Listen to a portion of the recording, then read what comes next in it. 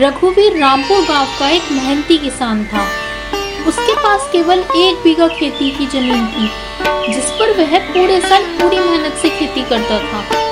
खेत भी बहुत उपजाऊ था और गांव के करीब था, जिसे लोग गांव का गौरा कहते थे। रघुवीर इतना मेहनती था कि अपनी जमीन पर काम करने के साथ साथ औरों के खेतों में भी काम करता था, जिससे उसे और आमदनी अच्छी होती थी।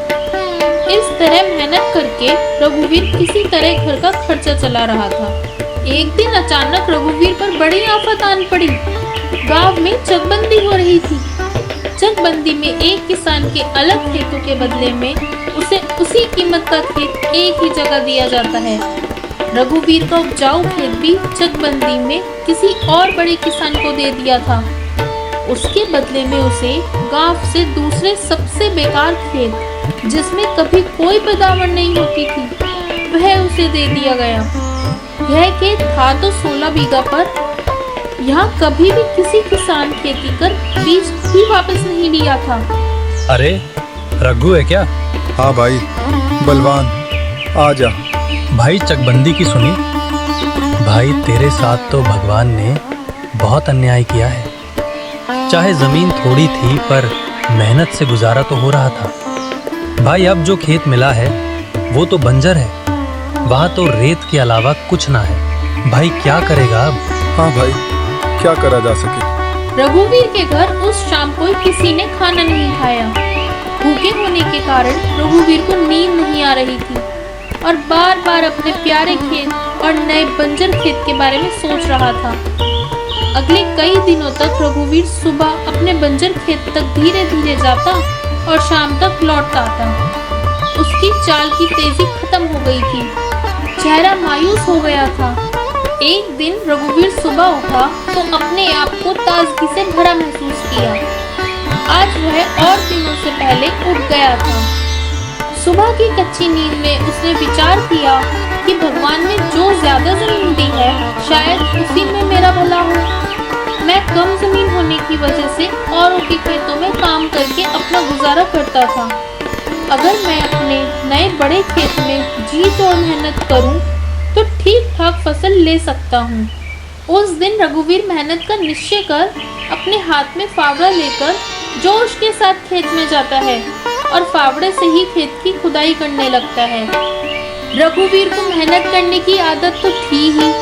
मई जून के गर्म महीनों में भी वह पूरे दिन खेत में काम करता। उसकी पत्नी सीता रोज दोपहर को खाना लेकर खेत आती और खेत में खरपतवार हटाने का काम करती। कभी कभी उनका बेटा राहुल, जिसकी उम्र 8 साल की थी, वह भी खेत पर जाता था। राहुल गांव के स्कूल में 3री कक्षा में पढ़ता था। जुलाई का महीना आ गया था, कुछ बारिश भी होने लगी थी। रघुवीर अपने पड़ोसी बलवान से बैल लेकर अपने खेत में हल चलाने लगा। आते जाते लोग उसका मजाक उड़ाते कि रघु पागल हो गया है, इस खेतों में कुछ फसल नहीं हो सकती। परंतु रघुवीर ने हिम्मत नहीं हारी। वह बलवान के बैल के बदले में उसके खेत में काम करता था। बलवान के पास भी एक ही बैल था। वह रघुवीर से उसका भैंसा भी खेत में काम करने के लिए ले लेता था। अब रघुवीर का खेत बीज बोने के लिए तैयार था। रघुवीर ने जुलाई में 10 बीघा जमीन में मक्का का बीज डाला और दूसरा 6 बीघा खेत, जो बहुत गहरे में था, उसमें चावल की पौध लगाई। इस साल बारिश भी ठीक हो गई। रघुवीर के खेत में फसल के अंकुर फूटने लगे।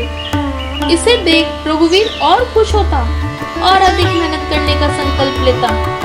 अक्टूबर महीने तक उसकी फसल लहराने लगी। फसल उसकी उम्मीदों से भी अधिक थी।